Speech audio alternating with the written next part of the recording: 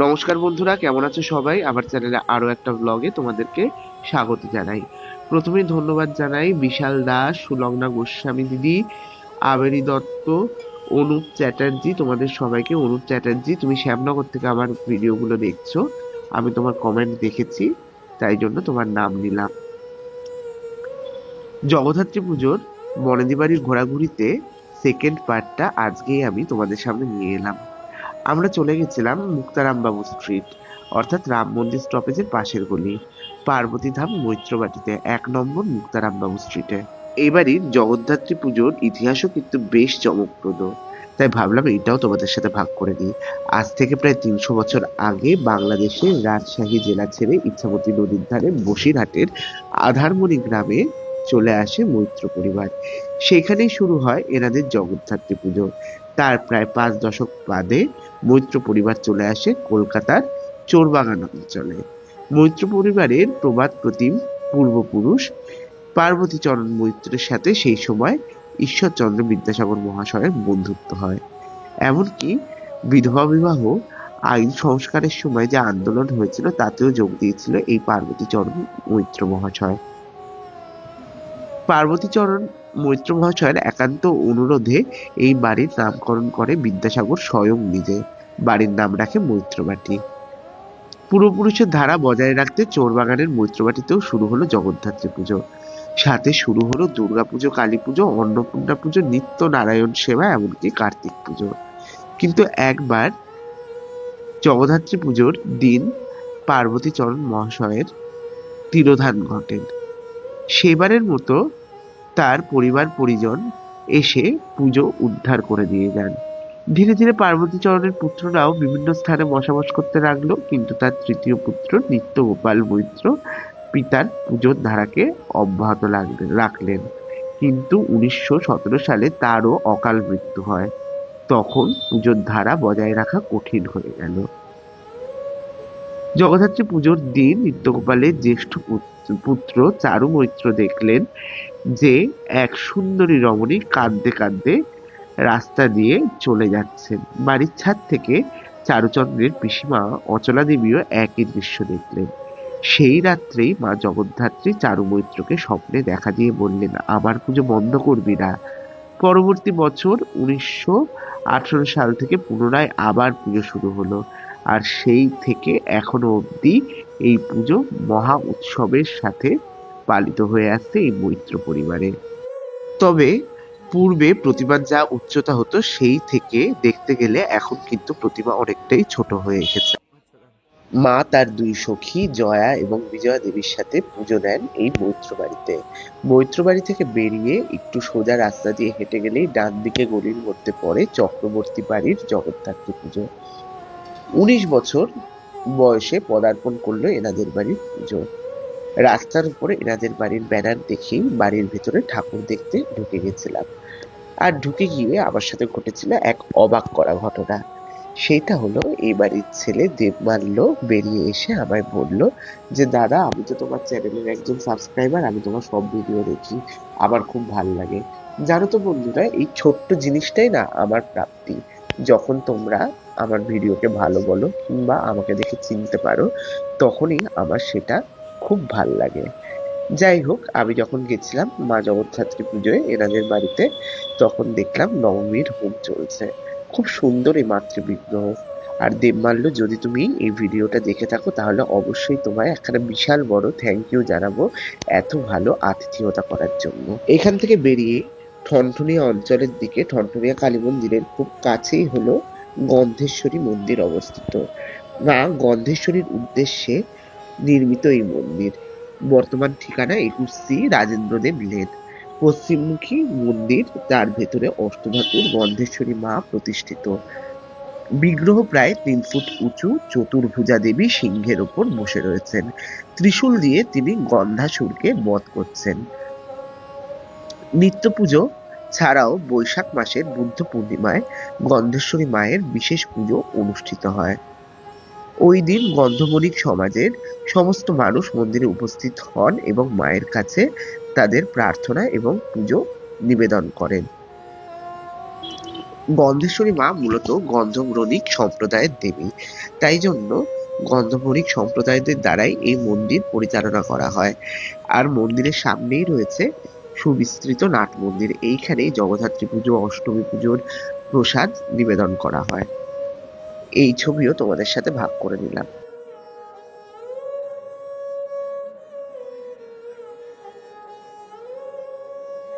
গন্ধেশ্বরী মন্দিরের মাতৃপ্রতিমা দর্শন করার পরেই চলে গেছিলাম তারক প্রামাণিক রোড ও মুক্তারাম বাবু স্ট্রিট, এই দুই রাস্তাকে সংযোগকারী রাস্তা সরকার লেনের বুড়োমার পুজো দেখতে। সরকার লেনে অবস্থিত বারোয়ারি তলার বুড়োমার পুজো কিন্তু কলকাতার সব থেকে প্রাচীন বারোয়ারি জগদ্ধাত্রী পুজো। ৩৬ নম্বর সরকার লেন, এই হলো বুড়োমার মন্দিরের ঠিকানা। প্রথম কবে এই পুজো শুরু হয়েছিল তার উপযুক্ত তথ্য কিন্তু এখনো পাওয়া যায়নি। বুড়ো মার পুজো সংক্রান্ত যে পুরনো নথিগুলো পাওয়া গেছে তা অধিকাংশই ভূষো কালি দিয়ে লেখা হওয়ার দরুন তা অস্পষ্ট হয়ে গেছে, তাই বুড়ো মার কোনো সঠিক ইতিহাস আজও কিন্তু আমরা জানতে পারিনি। সাধারণত বুড়িমা না বলে কেন এই মাকে বুড়ো মা বলা হয় তারও কিন্তু ইতিহাস আমাদের কাছে অজানা। যাই হোক, বুড়োমার পুজোর আয়োজন করে কংসবণিক সম্প্রদায়ের লোকজনেরা। এলাকার কোনো বাড়িতে গিয়ে কিন্তু চাঁদা কালেক্ট করা হয় না। পুজোর দিন সমস্ত কংসবণিক সম্প্রদায়ের লোকেরা এই মন্দিরে এসে মায়ের উদ্দেশ্যে চাঁদা আর অনুদান দিয়ে যান। কেউ যদি দেশের বাইরে থাকে তাহলে তার নামেও চাঁদা বা অনুদান এই পুজোর দিন জমা হয়ে যায়। মূলত একই দিনে নবমীর দিনে ৩ কল্পে মায়ের আরাধনা হয়। তার মধ্যে অষ্টমী আর নবমী কল্পে পুজোর সময় দেওয়া হতো মায়ের উদ্দেশ্যে পাঠা বলি। বর্তমানে এই বলি সম্পূর্ণ নিষিদ্ধ হয়ে গেছে। বুড়ো মা আগে কাঁধে চেপে বিসর্জনে যেতেন, বর্তমানে সেই প্রথাও লুপ্ত হয়েছে। তবে মায়ের কাছে ডাব আর চিনি দিয়ে মানত করে পুজো দেওয়ার রেওয়াজটা এখনো চালু আছে। পূর্বে প্রতিমা শিল্পী ছিল প্রয়াত স্বর্গীয় শিল্পী ভোলা পাল মহাশয়। বর্তমানে কৌশিক পাল এই মন্দিরে মাতৃ প্রতিমার রূপদানের কাজে নিযুক্ত হয়েছেন।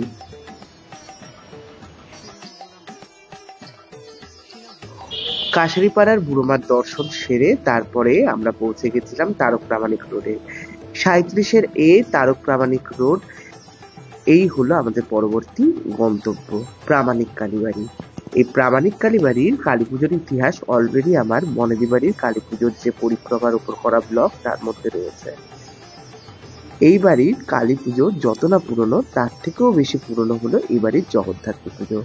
পারিবারিক সূত্রে দাবি করা হয় প্রায় ৪০০ বছর হলো এখানকার কালী পুজো, কিন্তু হিসাব করে দেখতে গেলে বোঝাই যায় যে জগদ্ধাত্রী পুজো তার থেকেও প্রাচীন।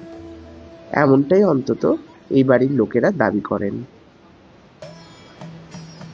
বিজয়া দশমীর পর থেকে এই বাড়িতে শুরু হয়ে যায় কালী পুজো আর জগদ্ধাত্রী পুজোর প্রস্তুতি। পূর্বে প্রচুর পরিমাণে চালের নৈবেদ্য দেবীকে নিবেদন করা হতো। এখন পুজোর জৌলুসে কিছুটা কমতি পড়লেও দেবীকে নিবেদন করা হয় কয়েক মণ চালের নৈবেদ্য, সাথে গোটা ফল। আর এই পুজোর অনেক আচার অনুষ্ঠানও রয়েছে। মায়ের সামনে পোড়ানো হয় ধুনো, মা রৌপ্য অলঙ্কারে সুসজ্জিতা, দেবীর ভোগে থাকে লুচি সুজি। আসলে অব্রাহ্মণ বাড়ি হওয়ার জন্য এই বাড়িতেও মায়ের অন্নভোগ কিন্তু হয় না। আর একই দিনে ৩ বার মায়ের পুজো হয়। আমি যখন গেছিলাম তখন মায়ের সামনে প্রদীপ প্রজ্বলন করা হচ্ছিল। এই ২৮টা প্রদীপ প্রজ্বলনের মাধ্যমে দেবীকে নিবেদন করা হয়, আর তারপরে হয় মায়ের আরতি। আমার সাথে এই অন্যরকম পুজো পরিক্রমা দেখতে তোমাদের কার কিরকম লাগছে অবশ্যই কিন্তু কমেন্ট করে জানাতে ভুলো না বন্ধুরা। আসলে তোমাদের কমেন্টটাই আমার কাছে অনেকটা দামি।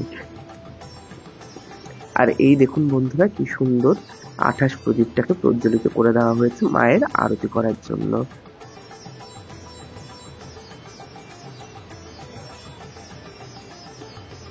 কালী পুজোয় এই বাড়িতে রয়েছে নানান রকম নিয়ম। কালী পুজোর পরের দিন পুজো করা হয় বাটখারার, আর জগদ্ধাত্রী পুজোতেও দশমী পুজোর পরে মাকে বিসর্জিত করা হয়। পূর্বে কাঁধে করে প্রতিমা নিয়ে যাওয়া হলেও বর্তমানে গাড়ি করেই প্রতিমাকে গঙ্গাবক্ষে নিয়ে যাওয়া হয়। আর এই দেখো বন্ধুরা, শুধুমাত্র চন্দননগর নয়, কলকাতাতেও সুবিশাল সুউচ্চ জগদ্ধাত্রী প্রতিমায় পুজো হচ্ছে। এই সুউচ্চ জগদ্ধাত্রী প্রতিমাটা বেশ বড়, তাই জন্য এর ভিডিওটাও রেখেছিলাম তোমাদের জন্য। এইখান থেকে বেরিয়ে আমরা বাসে করে চলে গেছিলাম বউবাজার মোড়ে, আর সেইখান থেকে হাঁটা পথে হিদারাম ব্যানার্জি লেন। হিদারাম ব্যানার্জি লেনে নীলমণি দে ঠাকুর বাড়িতে জগদ্ধাত্রী পুজোয়। এই বছর নীলমণি দে বাড়ির জগদ্ধাত্রী পুজো 135তম বর্ষে পদার্পণ করলো। এই অঞ্চলে যতগুলোই বনেদি বাড়ি আছে তাদের মধ্যে 45 নম্বর হিদারাম ব্যানার্জি লেনে নীলমণি দে ঠাকুর বাড়ি হলো অন্যতম ঐতিহ্যশালী এবং সুসজ্জিত। এই বাড়ির ঠাকুর দালান বেশ অন্য রকমের কারুকার্যমণ্ডিত। ঊনবিংশ শতকের মাঝামাঝি সময়ে যে সমস্ত বর্ধিষ্ণু সুবর্ণ বণিক পরিবার হুগলি জেলার আদি সপ্তগ্রাম থেকে সুতা নদীর তীরে বাণিজ্য স্থাপন করতে আসেন তাদের মধ্যে নীলমণি দের পরিবার ছিল অন্যতম। কলকাতায় প্রথম দিকে এই পরিবারের ঠিকানা ছিল 44 নম্বর হিদারাম ব্যানার্জি লেন।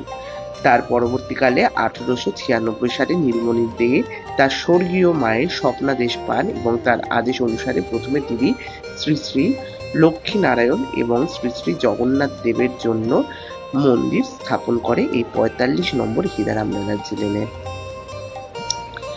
পরবর্তীতে এই দেবালয়ে একে একে সকল দেবদেবীর আগমন হয়।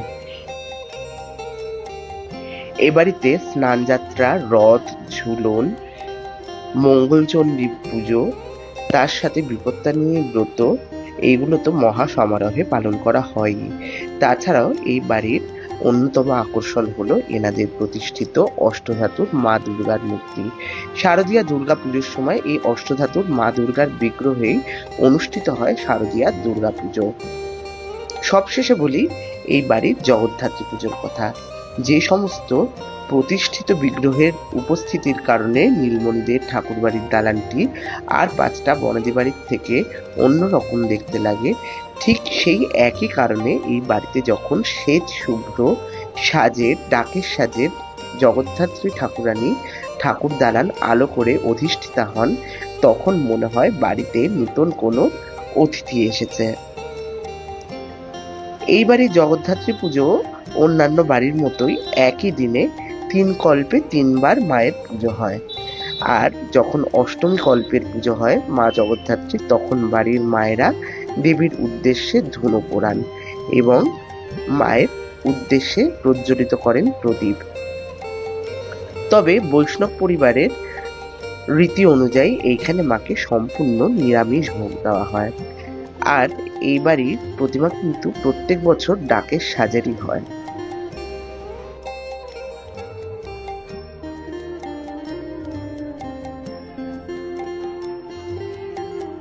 জানো বন্ধুরা, এই বউবাজার অঞ্চলের রথও কিন্তু বিশাল বিখ্যাত। প্রত্যেক বাড়িতেই পুরোনো দিনের রথ রয়েছে, নীলমণি দে ঠাকুর বাড়িতেও রয়েছে। রথযাত্রার সময় যদি কেউ আসতে পারো তাহলে এইখানে রথযাত্রাও কিন্তু সমানভাবে তোমরা উপভোগ করতে পারবে।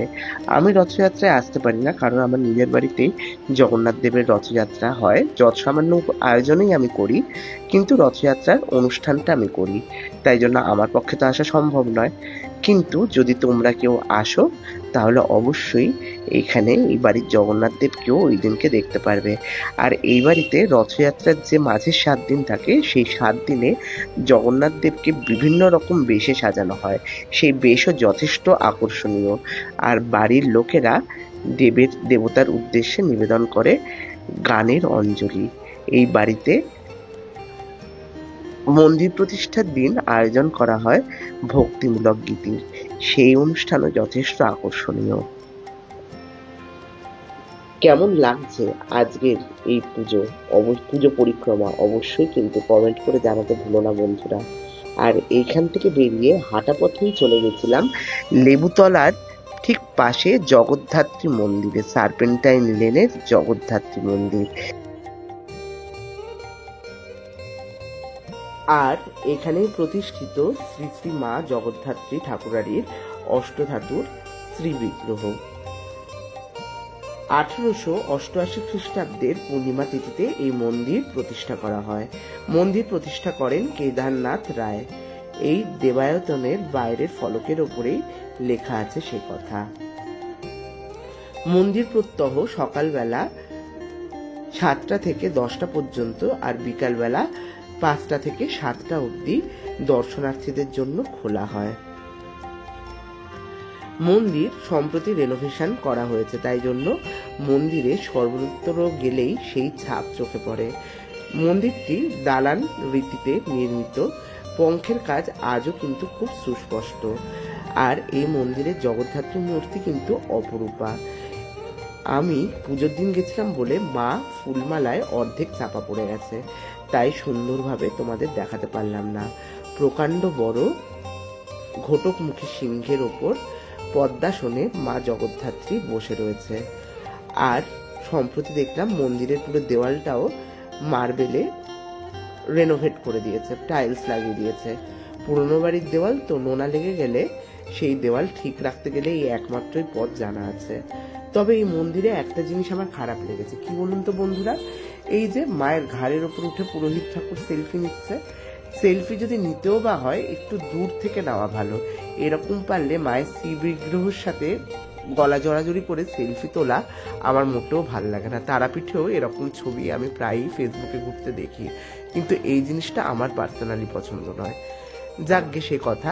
আরেকটা অভিনব জিনিস আমি দেখলাম, মন্দিরে মায়ের বেদির ঠিক নিচেই একটু মাটির মধ্যে গর্ত করে হোমকুণ্ড করা রয়েছে, এইখানেই মায়ের হোম হয়। এই ব্যাপারটা দেখে কিন্তু আমার বেশ ভালো লাগলো।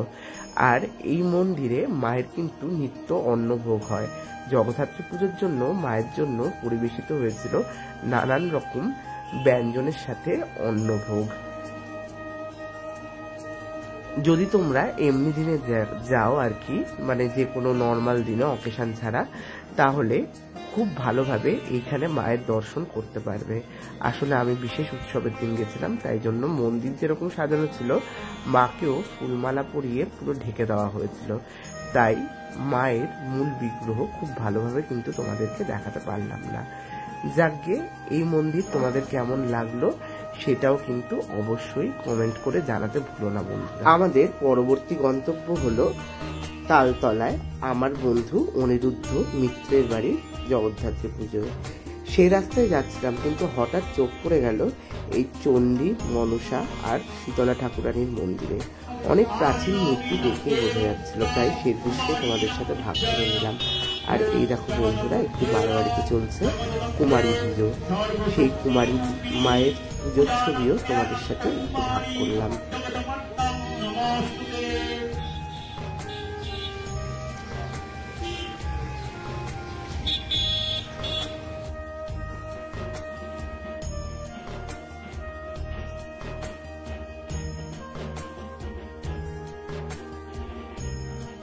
এবারের গন্তব্য মিত্রবাড়ির জগদ্ধাত্রী পুজো। এই পুজো বয়সে অপেক্ষাকৃত নবীন। 2015 সালে এই বাড়িতে জগদ্ধাত্রী পুজো শুরু হয়েছে, কিন্তু এই বাড়িতে মায়ের পুজো দেখতে কিন্তু আমার খুবই ভালো লাগে। একেতে তো আমার বন্ধুর বাড়ির পুজো, তার উপর অত্যন্ত নিয়ম নিষ্ঠার সাথে এখানে মাতৃ আরাধনা চলে। সম্পূর্ণ কৌলাচারে মায়ের পুজো এখানে হয়ে থাকে।